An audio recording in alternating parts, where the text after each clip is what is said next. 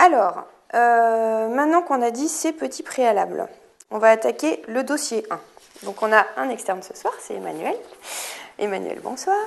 Donc, est-ce que tu veux nous lire l'énoncé du dossier 1 ? Oui. Donc, Monsieur Hippolyte Natrémy, 75 ans, vient vous consulter car son médecin traitant est en vacances. Il arrive muni d'un bilan datant d'il y a 2 jours et montrant une natrémie à 123 mmol par litre.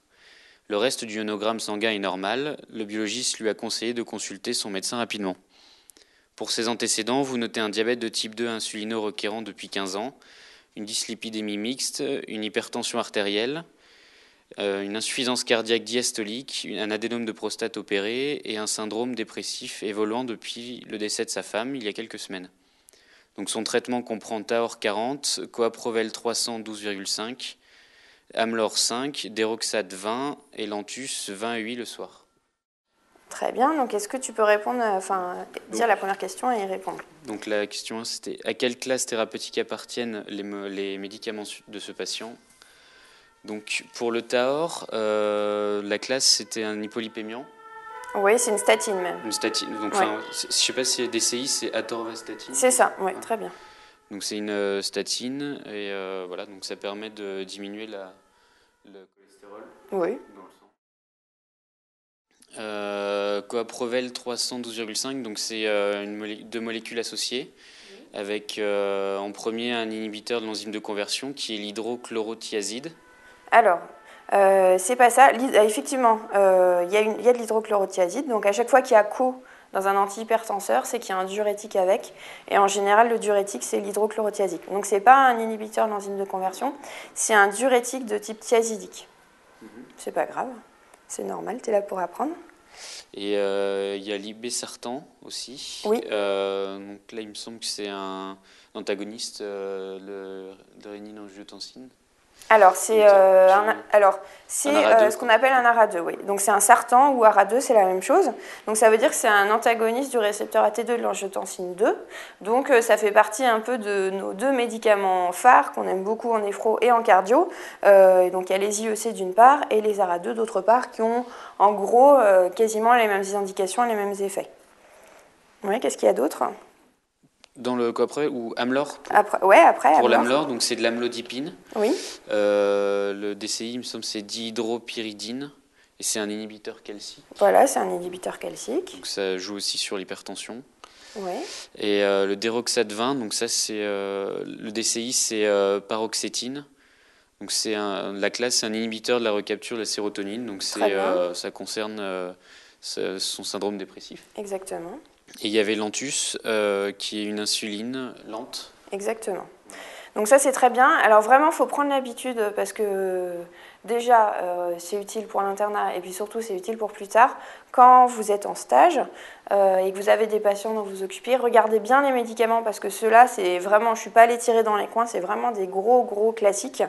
Donc il faut bien connaître ce que vos patients ont. Déjà parce que ça vous habitue à connaître les DCI, les indications, les contre-indications, les effets secondaires. Donc c'est vraiment important. Ok, très bien. Alors, la question d'après. Donc, quelles sont a priori les causes pouvant expliquer une absence d'hyperhydratation intracellulaire chez ce patient et comment le vérifier ? Donc, j'ai vu 2 situations. Oui. Il y a en cas d'hyponatrémie avec une hydratation intracellulaire normale. Donc ça, c'est par exemple en cas d'hypercholestérolémie ou en cas de diabète déséquilibré, puisque les molécules de glucides ou de lipides dérèglent un petit peu les pourcentages. Ouais. Lipides, protéines, glucides, alors, je suis pas sûre. Donc c'est pas mal. On va faire un petit schéma. Alors, en fait, donc il y a 2 choses qu'on peut mesurer. On peut mesurer l'osmolarité avec un R ou l'osmolalité avec un L. Donc l'osmolalité, ça mesure la concentration d'un ion dans l'eau libre plasmatique, enfin dans l'eau plasmatique, alors que l'osmolarité, ça mesure la concentration d'un ion dans le plasma. Et en fait, nous, ce qui nous intéresse, c'est plutôt la concentration de l'ion, ou l'effet osmotique de l'ion dans l'eau plasmatique. Alors, ce qu'on peut faire, on peut faire un petit schéma, très simplifié.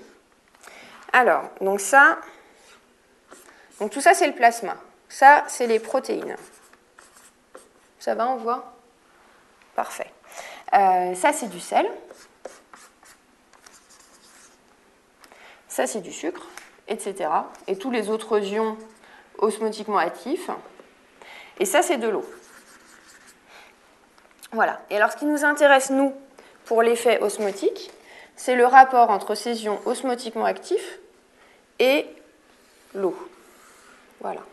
Donc, il y a ce qu'on appelle les fausses hyponatrémies. En fait, les fausses hyponatrémies, c'est des hyponatrémies qui ne correspondent pas à une baisse de l'osmolalité plasmatique.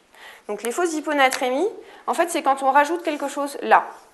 Ça peut être soit plus de protéines, soit une hyperlipidémie hyper importante. Voilà. Donc, à ce moment-là, on comprend bien que si on rajoute quelque chose là, le rapport des ions osmotiquement actifs sur l'eau totale, il est le même. Donc l'osmolarité plasmatique, elle est normale. Par contre, il peut y avoir effectivement, comme tu l'as dit, une hyperglycémie. Donc le sucre, c'est osmotiquement actif. Alors si on rajoute du sucre ici, on a l'impression... Alors, en fait, oui, si on rajoute du sucre ici, en fait, il faudrait le rajouter ici. Voilà. On a l'impression que le sel est plus dilué, puisqu'il est dilué dans tout ça. Donc on a l'impression qu'il y a une hyponatrémie. Mais en fait, comme il y a beaucoup plus de choses osmotiquement actives, ça correspond à une hyperosmolalité plasmatique. Donc quelqu'un qui a un diabète très déséquilibré, il peut avoir une hyponatrémie, mais être quand même déshydraté en intracellulaire avec une hyperosmolalité plasmatique. Voilà, donc effectivement, c'est pas mal ce que tu m'as dit. Les grandes causes de fausse hyponatrémie, c'est-à-dire d'avoir une hyponatrémie avec une hydratation intracellulaire normale, c'est l'hyperprotidémie majeure, l'hyperlipidémie majeure ou le diabète déséquilibré. Donc ça, on a expliqué la différence osmolalité-osmolarité. Sinon, il y a des causes nettement plus anecdotiques, hein, l'intoxication à l'éthynylglycol, voilà, mais ça vraiment, faut pas tirer dans les coins, on est en D3, c'est carré, et même plus tard, c'est quand même ultra rare. Voilà. Alors, troisième question. Il y a une hydratation intracellulaire, qu'est-ce qu'on cherche comme signe de mauvaise tolérance ? Donc déjà rechercher le caractère aigu ou chronique de l'hyponatrémie. Oui, alors ça, tu ne peux pas forcément le savoir, voilà, on n'a pas d'antériorité, mais... Sinon, donc c'est au niveau clinique. Mais tu as raison, plus un trouble ionique s'installe rapidement, et en général, moins il est toléré et plus il est grave. Pour ça, tu as raison. Donc au niveau clinique, il y a digestif, donc on peut retrouver des nausées, des vomissements, une anorexie, dégoût de l'eau. Oui. Donc ça qui prouve une hyperhydratation intracellulaire. Des troubles neuropsy, comme des céphalées, une asthénie, des troubles de la vigilance, des crampes musculaires aussi au niveau musculaire. Donc après, et alors à quoi ça correspond en fait tout ça ? Donc au niveau neuropsy, comme c'est une hyperhydratation intracellulaire, c'est les neurones en fait... Ouais, tu as raison, c'est un œdème cérébral. Ouais. Donc effectivement, c'est ça le signe de gravité, parce que tu m'as donné différents signes cliniques. Le dégoût de l'eau, c'est pas forcément un signe de gravité. En fait, les signes de gravité, c'est les signes qui témoignent d'un œdème cérébral. Parce que au bout d'un moment, ça peut quand même aller jusqu'au syndrome pyramidal, jusqu'au coma. Il y a un œdème cérébral tellement monstrueux qu'il y a les complications de l'œdème cérébral qu'on connaît. Donc ça, c'est vraiment à rechercher. Donc les céphalées, c'est un premier signe, hein, c'est pas normal. Confusion, convulsion, syndrome pyramidal, vomissement, et tout ça, c'est en lien avec l'œdème cérébral. C'est la symptomatologie classique de l'HTIC que tu connais. Ok, alors, on attaque... de plus en plus compliqué. Alors, les causes les plus probables d'hyponatrémie chez ce patient précisément. Donc, il y en a plusieurs, il y en a plein. Oui. L'insuffisance cardiaque. Oui, très bien. Très bien. Une cirrhose décompensée. Oui. Un syndrome néphrotique. Oui. Alors, on te le dirait, hein, mais bon, oui, pourquoi pas. Il peut y avoir l'insuffisance rénale chronique terminale. Ouais, alors on t'a dit quand même le reste du ionogramme sanguin est normal. Donc, normalement, c'est qu'on a vu la créate. D'accord, donc on peut aussi avoir des apports hydriques excessifs. Par exemple, pour les mythomanes. Oui. C'est pas vraiment le cas, mais... des endocrinopathies, donc par exemple, troubles au niveau... aldostérone, mais non, je suis pas sûr là. Alors, on va se refaire l'arbre diagnostique. En fait, C'est hyper simple leur diagnostic si on arrive à bien comprendre. Alors ça aussi c'est un conseil, hein. Il y a tellement de connaissances à ingurgiter. Il faut vraiment comprendre au maximum ce qu'on fait et le moins possible de par cœur, le plus possible de on a compris le schéma et donc on peut le refaire. C'est hyper important parce qu'on ne peut pas surcharger sa mémoire à l'infini. Moi, j'ai une très mauvaise mémoire, alors ça m'a bien aidé parce que juste, je ne pouvais pas apprendre par cœur comme ça. Donc, j'ai essayé de toujours savoir retrouver les choses et ça, faut vraiment... Donc, on va faire l'arbre diagnostic et normalement, on doit pouvoir le retrouver. Donc, on a une hyponatrémie. Donc, la première question, c'est est-ce que c'est une vraie hyponatrémie? Les fausses, on a vu, c'est... donc, on calcule l'osmolalité plasmatique. Et donc, on a vu les fausses hyponatrémies, c'est l'hyperprotidémie, l'hyperlipidémie ou l'hyperglycémie. Voilà. Donc, ça, à ce moment-là, c'est assez simple. Il y a une hyperglycémie majeure. Ouf, on peut s'arrêter. Manque de bol, c'est une vraie hyponatrémie. Donc, ça veut dire qu'on a une osmolalité qui est basse. Donc à ce moment-là, et ça sera à chaque fois comme ça quand on raisonne, que ce soit une ou une hypernatrémie, quand on raisonne devant les troubles de la concentration sodée, on regarde le volume extracellulaire. On va voir pourquoi. Donc en fait, il y a 3 possibilités pour le volume extracellulaire. Donc, soit il est diminué, soit il est normal, soit il est augmenté. Alors, on a vu tout à l'heure que le volume extracellulaire, c'était quoi? Qu'est-ce qui détermine le sel? Ouais, la quantité de sel. Et en fait, là où il ne faut pas se planter, la subtilité, en fait, c'est que l'anatrémie, c'est une concentration. Et donc, c'est une quantité de sel sur une quantité d'eau. Et en fait, là, une variation de la quantité de sel ou une variation de la quantité d'eau ne donne pas forcément une variation de l'anatrémie. On est d'accord, on peut avoir le sel qui augmente monstrueusement. Si l'eau augmente pareil, l'anatrémie reste la même. Donc c'est là donc on est d'accord, on peut tout à fait avoir une hyponatrémie, soit avec le sel qui diminue, soit avec le sel qui reste normal, soit avec le sel qui monte. Donc on va... Et ça, pour refaire l'arbre diagnostic que vous devez bien connaître et qui doit vraiment... qu'il faut comprendre et qui doit couler de source, moi je le fais encore quand je suis devant des patients. Il faut à chaque fois repasser par la définition de la concentration. Donc là, on a une hyponatrémie avec un volume extracellulaire qui est faible. Donc ça veut dire que la quantité de sel, elle est comment? Pardon, quand il y a une hyperhydratation extracellulaire... Alors là, le volume extracellulaire, il est diminué. On a dit la quantité de sel, c'est le volume extracellulaire. Donc là, la quantité de sel, elle est diminuée. Alors, on est d'accord, le sel qui diminue, ça suffit, l'eau elle peut être normale ou augmentée, mais en tout cas ça suffit à faire une hyponatrémie. D'accord? C'est important parce qu'on en verra, il en découle le traitement. Si jamais le volume extracellulaire est normal, la quantité de sel elle est comment? Elle reste normale. Elle est normale, et pour avoir une hyponatrémie, qu'est-ce qu'il faut? Pour avoir une hyponatrémie, ouais. Un apport... L'eau elle est comment? Elle est... plus importante? Non, ouais, c'est ça. Ça permet une hyponatrémie. Et si jamais le volume extracellulaire il est augmenté, la quantité de sel elle est comment? Augmentée. Et la quantité d'eau pour avoir une hyponatrémie? Augmentée. Ouais, et elle est encore plus augmentée que la quantité de sel. Parce que si elle augmentait parallèlement, la concentration elle resterait la même. Voilà. Donc ça c'est très important parce qu'on va prendre une autre couleur. Il en découle le traitement en fait. Et on va voir après les différentes causes. Le traitement de ça, c'est quoi? Apport de sel? Oui, on apporte du sel. C'est le seul cas de l'hyponatrémie, c'est pas à retenir, voilà, mais on apporte du sel. Donc en général du Phi. Voilà. Là, le traitement, c'est quoi? Ce sera une diminution de la quantité d'eau. Oui, donc une restriction hydrique. Restriction hydrique, ouais. Voilà.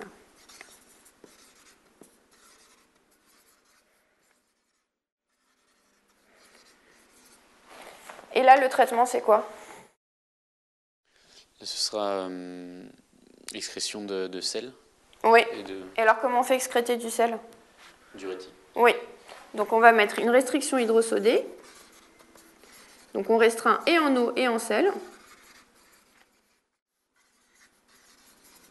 Et des diurétiques. Plus ou moins un diurétique. Voilà. Donc, c'est pour ça que c'est hyper important de savoir comment raisonner au moins sur ce début. Alors ensuite, la question qu'on se pose, donc on est un peu néphrocentrique, donc la question qu'on se pose quand il y a une perte de sel, c'est de savoir si ça vient du rein ou pas. Donc comment on peut savoir si ça vient du rein?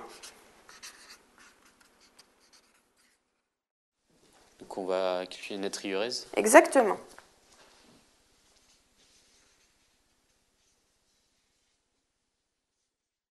Alors c'est facile que ce soit la natriurèse ou la kaliurèse quand on raisonnera sur l'hyperkaliémie ou l'hypokaliémie. Le seuil c'est 20, donc il n'y en a qu'un seul à retenir. Donc soit c'est supérieur à 20 millimoles par jour, soit c'est inférieur à 20 millimoles par jour. Voilà. Alors si c'est supérieur à 20 millimoles par jour, ça vient du rein ou ça vient d'ailleurs? Ça vient du rein. Ouais. Alors qu'est-ce qui peut donner une perte rénale de sel?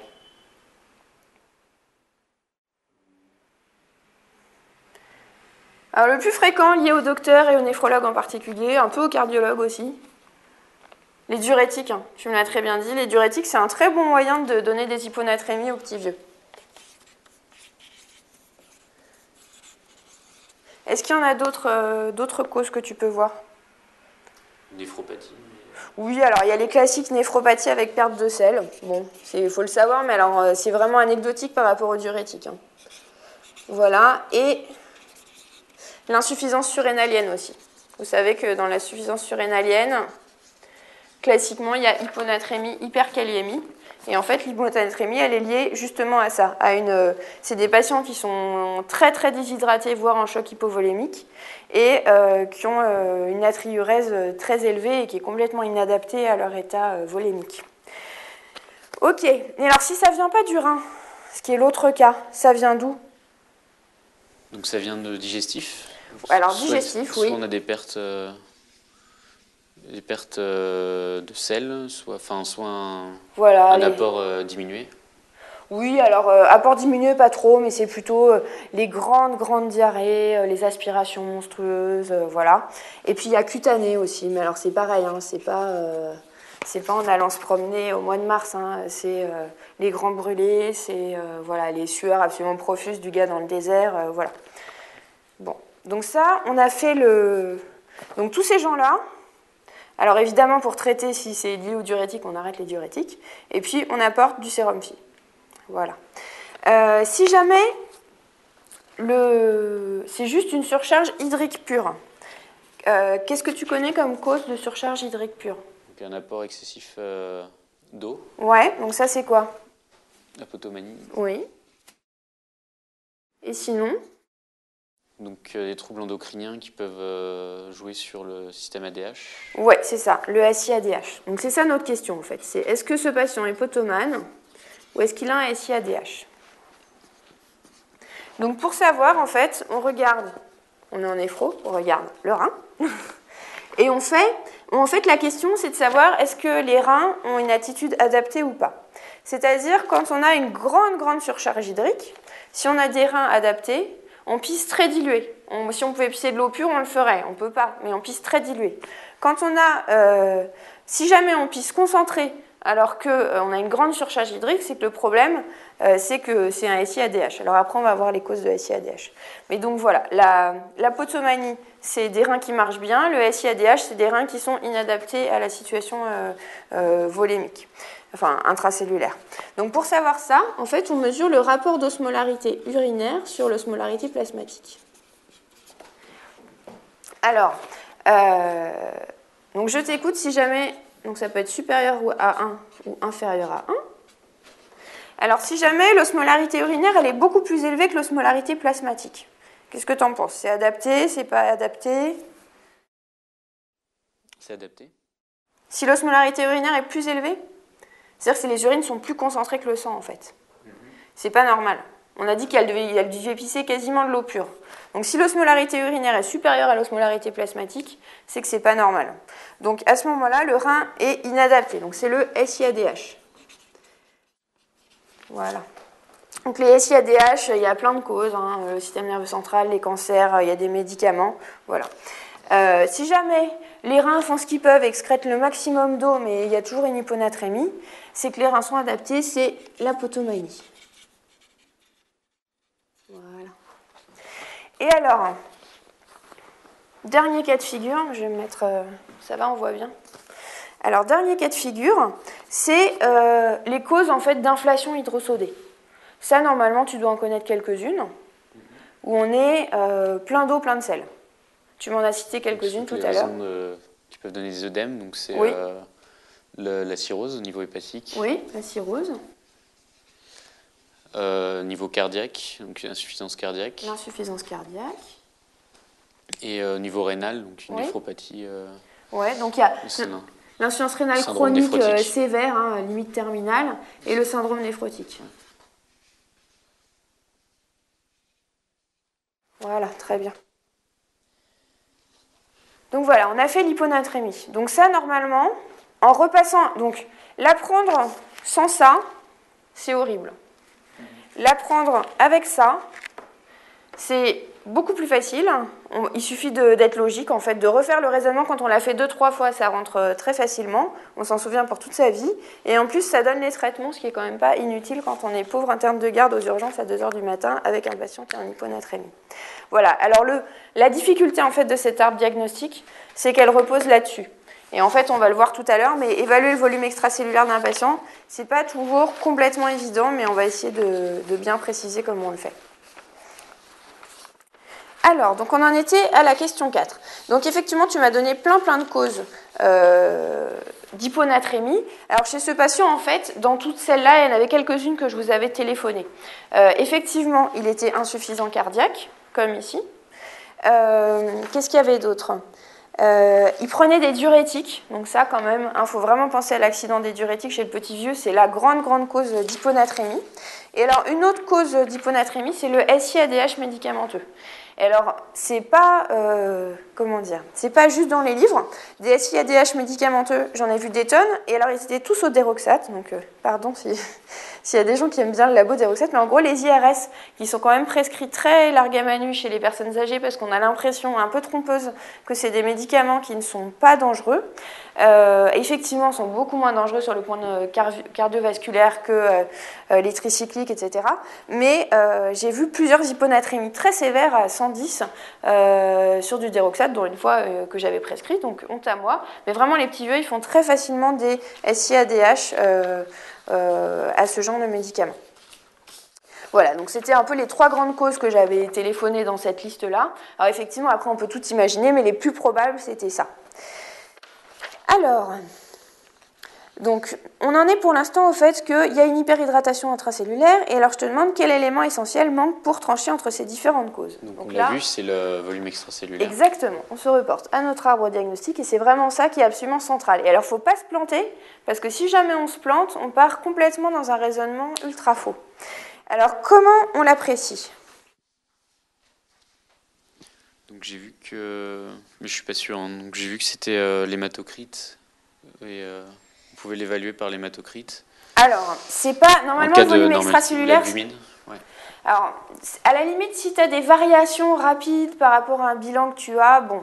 Mais en fait, le volume extracellulaire, c'est là où quand même notre métier est un tout petit peu clinique, c'est clinique. Plus.